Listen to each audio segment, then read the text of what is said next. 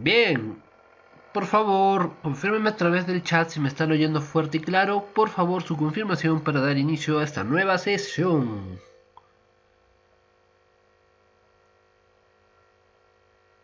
Epa, muy bien, muy bien.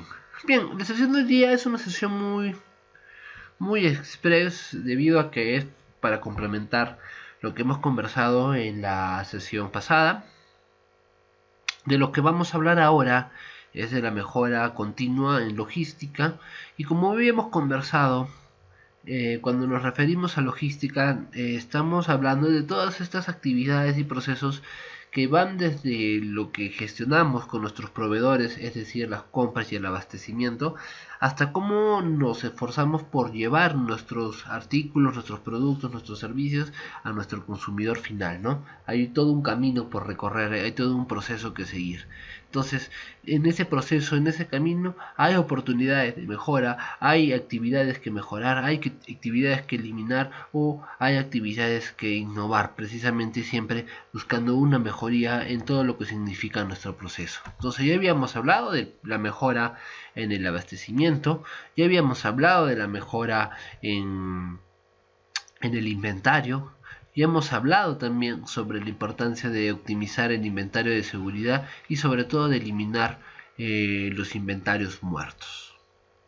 Ahora lo que vamos a ver es la reducción en las pérdidas o reducción de pérdidas, mejor dicho, que son generadas principalmente por el deterioro del material. Entonces acá es muy importante entender por qué, primero pensar en cuál es el principal problema, ¿no? Y el principal problema en este caso sería las pérdidas del material, ¿no? Y la pérdida del material obviamente es un problema que genera más problemas, viéndolo en el sentido de que ya hemos visto, ¿no? Puede atrasar los pedidos que ya tenemos planificados, que ya tenemos coordinados con nuestros clientes, puede paralizar esta fluidez en la producción, ¿no? Puede que por materiales o deterioros de materiales ya se pierda la fluidez por el hecho de tener que paralizar máquinas, de tener que paralizar trabajos. Entonces, es un tema serio, es un tema que es importante tener en consideración porque ahorita te estoy mencionando algunos de los efectos que puede desencadenar, ¿no? El material deteriorado y por qué tienen efectos como negativos y impacto no solo en pérdidas de material propiamente dicho, sino en pérdidas de tiempo, que es lo que es precisamente lo que más tratamos de evitar, y por ende también pérdidas económicas. Entonces la pregunta sería, si queremos retroceder, ¿no? ¿Por qué tenemos pérdidas o por qué tenemos estas paras? Y una de las respuestas a este por qué sería porque tenemos material deteriorado. ¿Y por qué tenemos material deteriorado? Sería el otro por qué. Y muchas veces la respuesta a ese por qué tenemos material deteriorado está más que todo en la forma en la que se está acumulando, en la forma en la que se está almacenando. Entonces, ¿qué debemos hacer? Si estamos hablando en esta parte, ¿no? Que está relacionada precisamente a todo lo que es el almacenamiento, es decir, cuando ya llegaron nuestros materiales, ¿no? Que puede ser, como te digo, almacenamiento de materiales, insumos por parte de nuestros proveedores o también almacenamiento de nuestros propios productos terminados ya listos para la venta, ¿ya? Depende de la forma en cómo los estemos almacenando, puede que esto colabore de manera negativa al deterioro del material. Entonces, ¿qué es lo que tenemos que hacer en este punto? Ser cuidadoso con la forma en la cual estamos almacenando nuestro stock, precisamente para evitar que esta acumulación, este apilamiento, este ordenamiento, en otras palabras, este almacenamiento, sea lo más cuidadoso posible y evite, como te acabo de mencionar, que el material se deteriore, ¿no? Por diversas razones, por mal acumulamiento, por aplastamiento, tantas cosas que pueden pasar, pero ¿por qué se estarían dando? Por una mala acumulación, una mala distribución del espacio dentro del almacén y la forma también como se va acumulando, ¿no? ¿Por qué se puede detener el material? Por la mala acumulación de los materiales dentro de nuestro almacén. Entonces, conclusión, para reducir las pérdidas de material debemos ser cuidadosos con la forma en la que estamos almacenando, si quieres decirle entre paréntesis, acumulando nuestro stock. Debe ser planificado, debe ser ordenado, debe ser controlado, precisamente controlado es una parte importante que permite realizar esta verificación de que la forma en la que estamos acumulando, estamos gestionando, estamos guardando nuestro material. Y acá voy a ser muy genérico porque depende de cada tipo de material. Pues no hay materiales que son muy grandes, hay materiales que son pesados, hay otros que son muy ligeros, hay otros que son muy delicados, ¿no? Entonces depende del tipo de material, hay que buscar la mejor manera de acumular, de guardar, de almacenar nuestros productos para evitar estos deterioros que a la larga nos conllevan en pérdidas no solo materiales, sino también económicas y de tiempo. ¿Ya? Reducción de pérdidas a partir de la reducción de deterioros de materiales. ¿Está claro? A ver, por favor, confírmeme a través del chat. De paso que nos activamos. De paso que vemos quiénes están allí conmigo interactuando. ¡Go, go, go, go, go! ¡Vamos, vamos, chicos, chicas, vamos! ¿Está claro?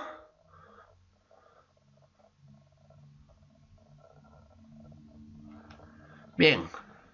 Eh, next point. Hay que reducir también. Perdón. Más que reducir. Hay que mejorar la forma del transporte de los materiales.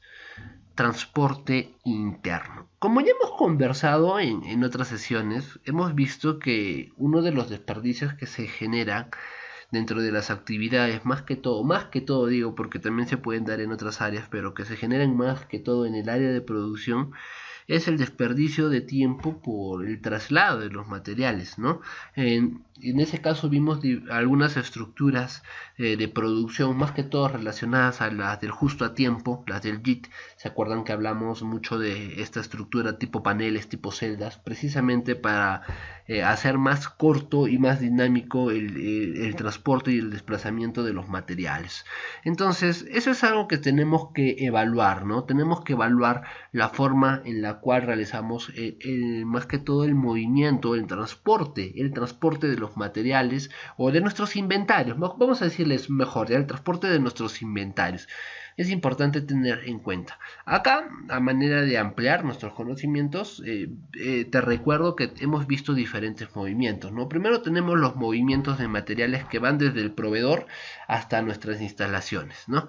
Pero eso ya no depende de nosotros, eso ya son tiempos más que todo que gestionan, ¿no? Nuestros propios proveedores. Por eso es que es importante la selección del proveedor que realice precisamente estos movimientos de manera más óptima, en menos tiempo y de manera más segura, ¿no?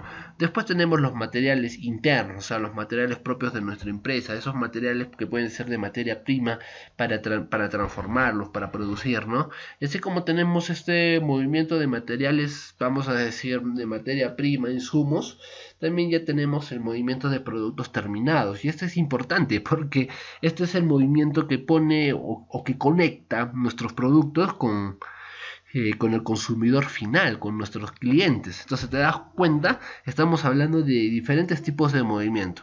Uno que no depende de nosotros, que es más que todo el que hacen nuestros proveedores para llegar a nuestros almacenes. Y otros dos que sí dependen de nosotros, que es todo lo que sucede en la parte interna, más que todo en producción y también en la parte interna externa, vamos a decir de esta manera, porque es los movimientos que realizo dentro de mi organización, pero también fuera de mi organización para llegar a mi consumidor final. ¿Están? Sí, he tratado de recrearte, he tratado de darle un poco de contexto a qué me refiero con movimientos, ¿no? Movimientos de materiales, o mejor dicho, movimientos de inventarios, como te había mencionado. Vamos a decir así, movimientos de inventario. ¿Está claro, queridos chicos y chicas? ¿Está claro? ¿Está gráfico? ¿Está entendible? A ver, por favor, manifiéstense, hablen. Háganme sentir su presencia.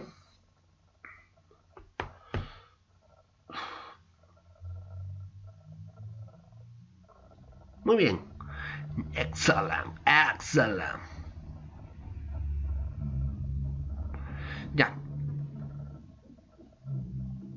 Entonces, ahora que estamos hablando de los movimientos, o mejor dicho, del transporte interno y de los movimientos de inventarios, es importante siempre tener en cuenta, en primer aspecto, cuáles son las actividades, ¿no?, que se están realizando. ¿Por qué? Porque en base a las actividades que se están realizando sabemos cuáles son los materiales, voy a ponerlo entre paréntesis, recursos que se están utilizando. Y entonces en base a los recursos que se están utilizando ya sabemos pues qué es lo que tenemos que mover, qué es lo que se tiene que transportar, qué es lo que tiene que rotar, qué es lo que tiene que pasar de un lado a otro, ¿no? Pero ¿en base a qué? En base al proceso, en base al proceso. O sea, lo primero que tenemos que saber bien es entender el proceso, cuáles son las actividades o qué movimientos hay dentro de ese proceso, y en base a eso hacer la adecuada planificación del transporte, el transporte más óptimo de nuestros materiales. Y en segundo lugar, algo que es muy importante, después de que sabemos el proceso y obviamente sabemos cuáles son los materiales que vamos a movilizar, las cantidades, los volúmenes, los pesos, es importante saber cuál es el equipamiento más óptimo que permita hacer este traslado interno de materiales. Equipamiento, ojo, mira lo que te hablo, equipamiento. Ahorita vamos a ver algunos ejemplos, pero acá ya no solo te hablo de personas, sino te hablo también de ciertos, vamos a decir, instrumentos o máquinas que permiten este desplazamiento interno de materiales de manera más óptima, de manera más segura, de manera más rápida también, ¿vale? Muy bien. Tenemos diferentes tipos de movimientos. Digamos que el que hemos hecho más énfasis ahora que hemos estado conversando, más que todo de justo a tiempo, el JIP, y que encaja perfectamente también en todo lo que es nuestro pensamiento Lean, serían los movimientos en secuencia de circulación, ¿no? Es decir, son movimientos en los cuales el material o la materia prima van circulando, ¿no? Y es más, esto es interesante porque van circulando desde la entrada, desde apenas entra el material, ya se está trasladando, ya se está movilizando hasta la salida, que prácticamente es la parte final, la parte del embalaje. Entonces todo un proceso muy continuo, muy fluido, ¿no? Este estaría más que todo enfocado en justo a tiempo, ¿no? Y en el producir solo lo necesario, ni mucho ni poco. Entonces se necesita esta fluidez, es más, desde la entrada hasta la salida. Entrada hasta la salida. De ahí tenemos los movimientos secundarios, ¿ya? Este tipo de movimientos es un movimiento adicional. Vamos, ¿por qué los conocemos como movimientos secundarios? O sea, a los movimientos anteriores, a los de secuencia de circulación, se le puede incluir otro tipo de movimientos, que por eso se llaman secundarios, que son movimientos que requieren pues cierta ya ayuda adicional o equipamiento adicional o intervención adicional, ¿no? Es decir, hay movimientos de secuencia o movimientos de circulación que ya están tan establecidos, que ya están digamos, en su proceso, ¿no? Y en su fluidez, pero a estos de repente en algún momento se va a tener que hacer un movimiento adicional, si quieres decirle una paralización, para hacer un cambio de molde, para hacer un cambio de pieza, para hacer un cambio de pintura. Es que te estoy hablando muy general porque esto varía según el tipo de producto, ¿no? O el tipo de fabricación, ¿no? Pero para que más o menos me entiendas, ¿no? Ya tenemos todo un proceso continuo y fluido, ¿no? Pero de repente en algún momento se tiene que hacer una pausa. Esa pausa implica un movimiento secundario. ¿Por qué? Porque necesitamos cambiar una pieza, un molde, un código de pintura, un diseño, etc, etc. Eso vendrían a ser los movimientos secundarios. Y los movimientos operacionales son muy parecidos, ¿ya? Y van de la mano también con los movimientos de circulación, pero los vamos a enfocar más que todo a lo que está referido a las líneas de montaje, ¿no? Eh, por ejemplo, si vemos cómo es la producción de vehículos, de autos, vemos que todo eso está en una secuencia continua, fluida, ¿no? una parte pasa hacia otra parte y cuando pasa hacia otra parte ya le van incrementando ciertos artículos, ¿no?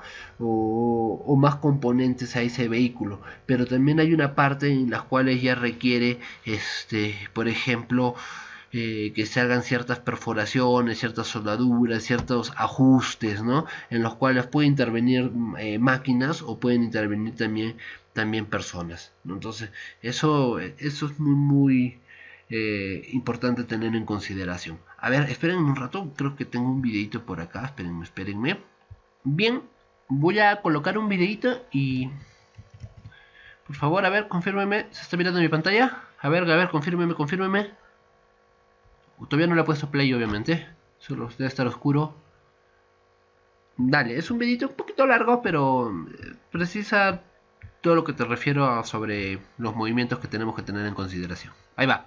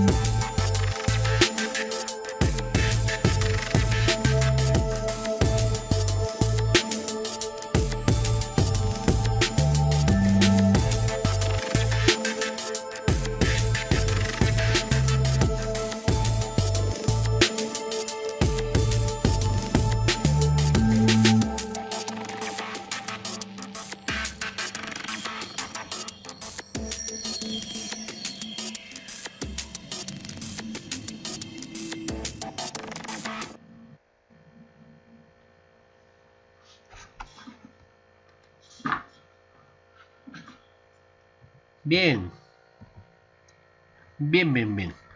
Como les dije, ¿no? Era un videito algo larguito, pero muy sustancioso, muy interesante porque precisamente nos permite ver estos diferentes tipos de movimientos que hay dentro de, en este caso, de una planta de ensamble de una marca muy conocida de automóviles, ¿no? Es interesante porque hemos visto los movimientos de secuencia, porque obviamente es una secuencia lineal que busca que todo el ensamble se haga de una manera muy fluida y muy continua, pero también hemos visto cómo hay movimientos secundarios, ¿no? Más que todo de inspección y también movimientos operacionales, ¿no? Hechos más que todo por máquinas, en la parte del ensamble, en la parte de la pintura, por ejemplo. En conclusión, vamos a darle una conclusión, ¿no? A esta parte del transporte interno, ¿no? En primer lugar, es importante tener en consideración, ¿no? Los tipos de materiales que son los que queremos transportar. Pero antes de eso, perdón, antes de eso, es importante saber cuál es el proceso, cuáles son la serie de actividades en las cuales vamos a incurrir y cuáles de esas actividades requieren este transporte de materiales, ¿no? Los consejos que se dan acá es que en primer lugar haya un principio de planeamiento, un principio de planificación, pero para que haya este principio de planificación, en primer lugar tenemos que conocer cuál es el procedimiento, cuál es el proceso, cuáles son las etapas para poder planear adecuadamente el mejor transporte, ¿no? Para nuestros materiales que permitan esta fluidez, esta continuidad. Y eso obviamente tiene un impacto en los buenos resultados en cuanto a calidad y atención al cliente. Ya hemos visto por qué. El principio de operación habla más que todo de, ok, ya sabemos cuáles son las actividades, ya está planificado, ya sabemos cuál es el proceso.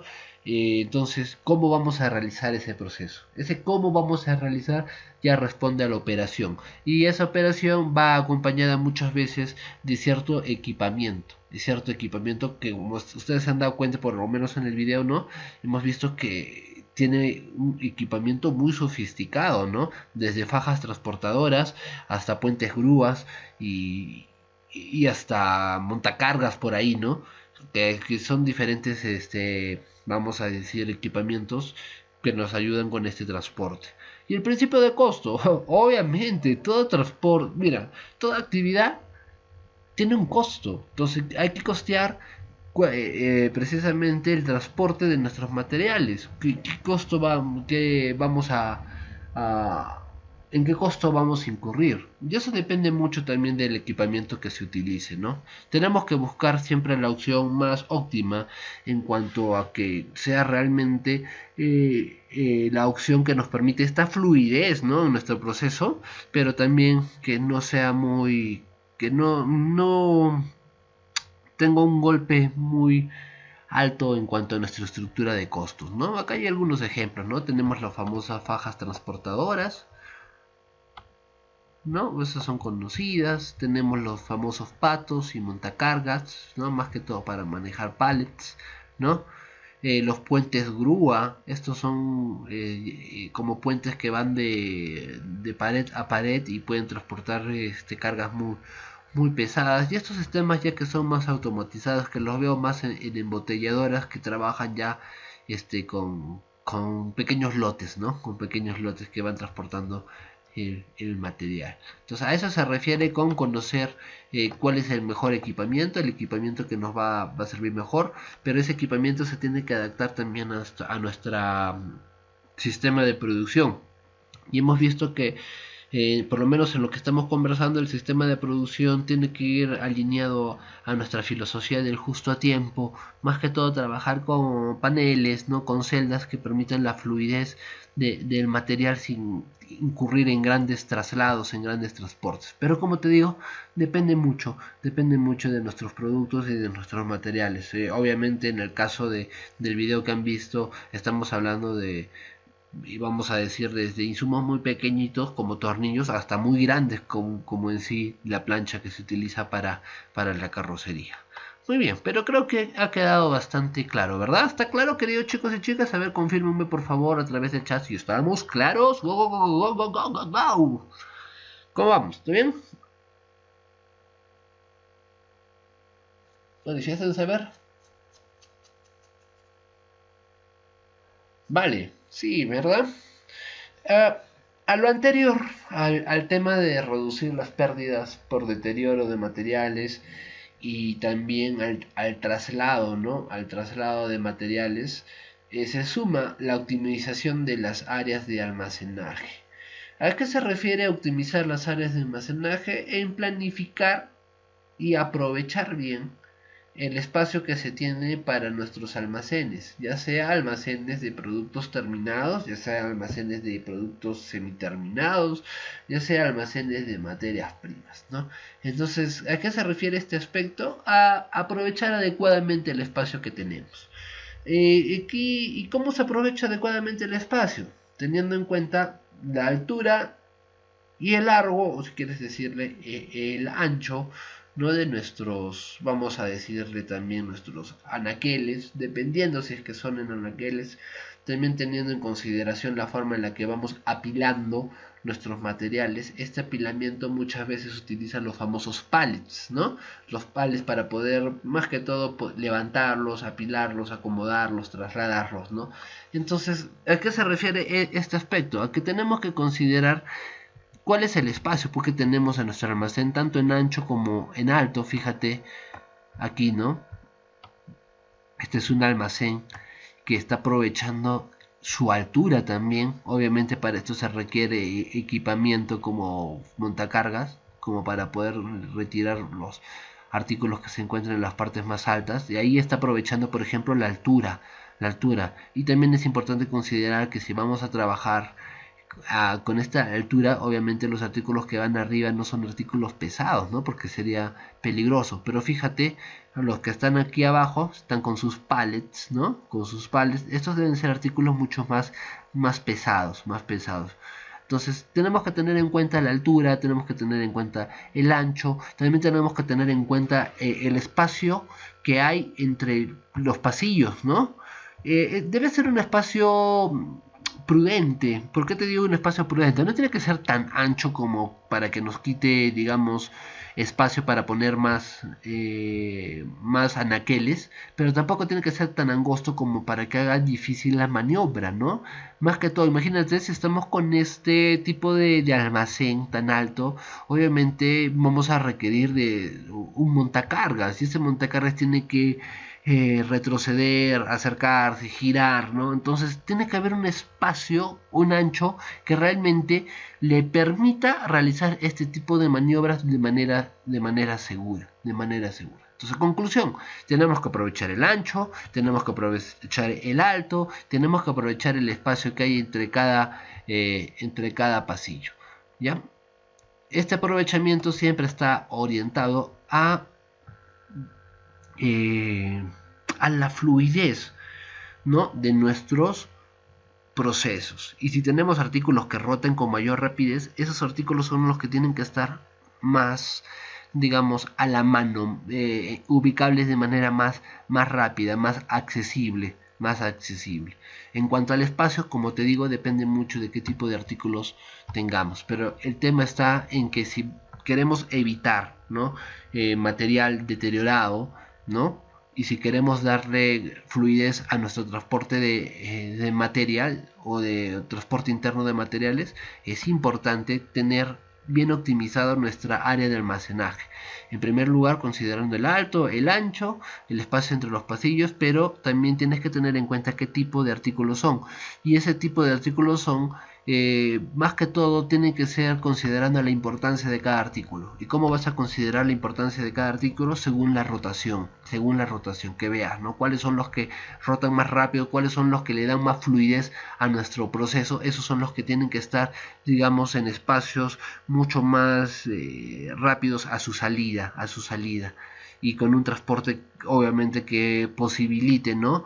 Que haga más fluida esta integración a este proceso de producción que estamos buscando mejorar. ¿Está claro, queridos chicos? He sido completamente claro. A ver, manifiéstense, por favor, manifiéstense si está claro.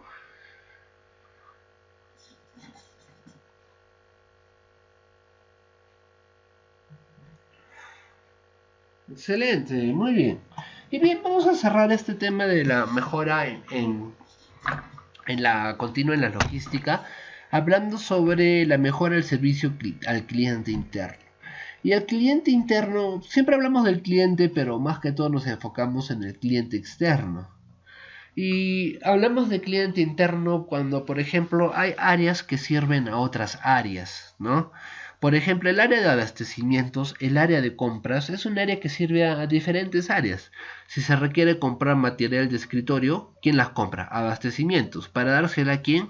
Al personal de administración. Entonces, administración sería el cliente interno de almacenamiento.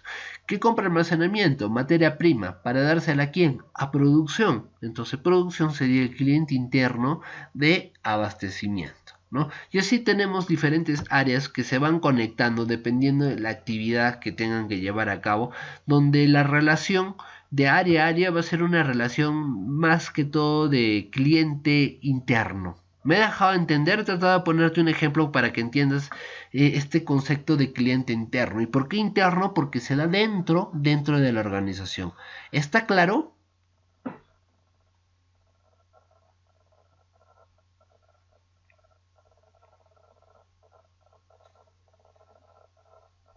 Ya, muy bien. Acá tengo una serie de pasos que es importante tener en cuenta para mejorar este vínculo, esta conexión o simplemente para mejorar el servicio al cliente interno, ¿no? En primer lugar, identificar a los clientes internos.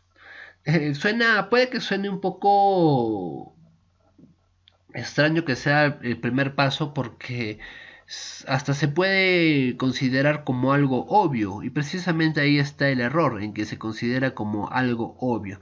No, es importante tenerlo plasmado, bien mapeado, bien identificado quiénes son los clientes internos. A esto me refiero a que en primer lugar te ubiques tú en el área en el que estás desarrollando tus actividades y en base a eso preguntarte quién es tu cliente interno, ¿no? Tu cliente interno. O tú eres cliente interno de qué área, ¿no? Es importante tener bien identificado estas relaciones de clientes internos porque en base a eso parte la planificación. Entonces, identificar los clientes internos que hay dentro de la organización es el primer paso. Ahora, el siguiente punto es medir la satisfacción con la calidad. Esto es importante porque muchas veces no se da énfasis a, al servicio que se brinda dentro de la misma organización y se puede interpretar a veces como algo negativo porque cuando una área presenta digamos que un reclamo o una queja de otra área, la otra área lejos de asumirlo como wow, nos están quejando es porque estamos haciendo mal algo, lo asumen como algo negativo y empieza a darse cierta vamos a decir, ya mala colaboración de un área con otra área porque ha existido una queja de por medio. Entonces, de eso no se trata de ir mejorando la atención a los diferentes procesos, no de crear rencillas que dividan o que generen desunión dentro de las mismas áreas de la organización. ¿Ya? Eso es importante. ¿Estamos?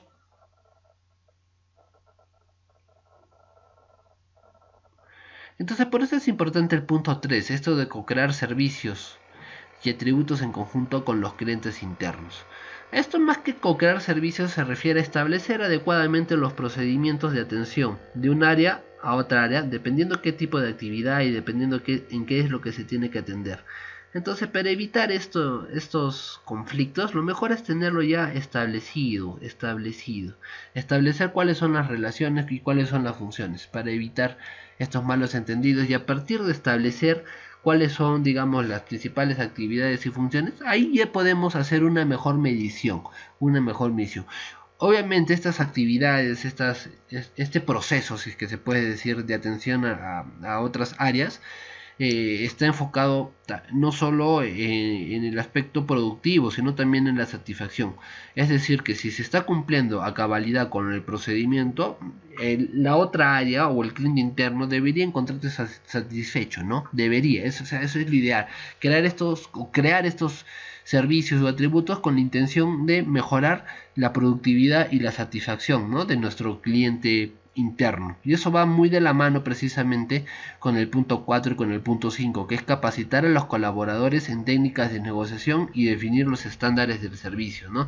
Cuando ya se define el estándar o cuando ya hay un procedimiento definido, no debe haber espacio pues para la discusión. El procedimiento está y lo que se tiene que hacer es cumplir el procedimiento.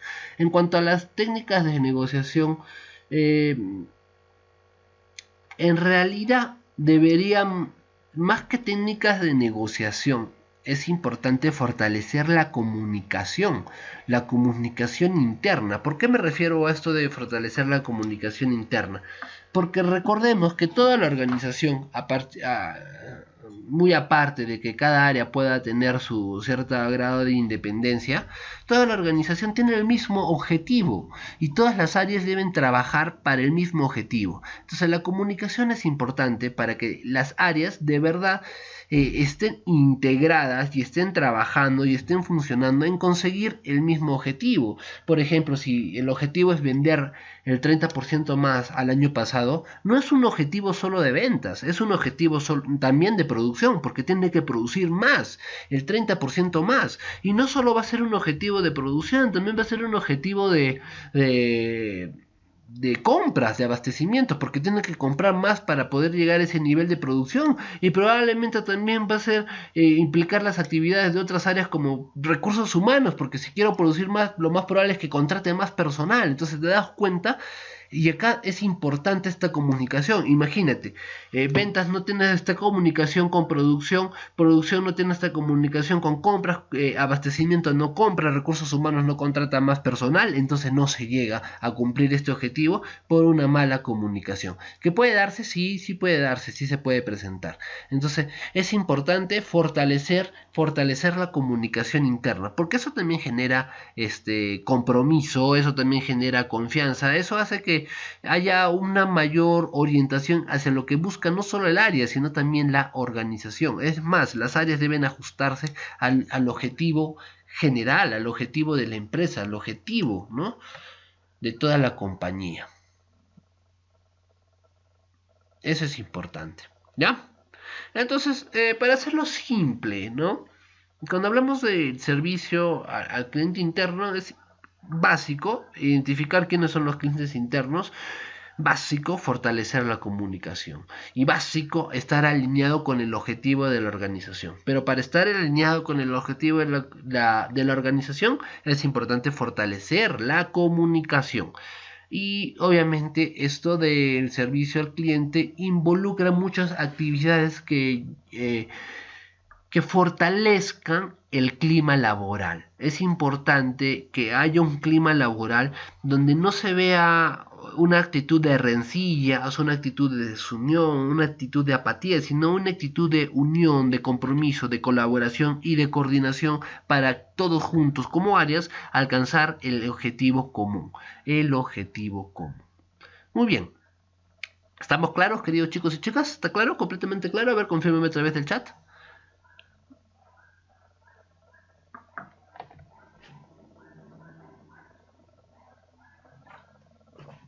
Muy bien. Entonces, como todo está claro, queridos chicos y chicas, no me queda más que decir, colorín colorado, la sesión del día de hoy ha terminado.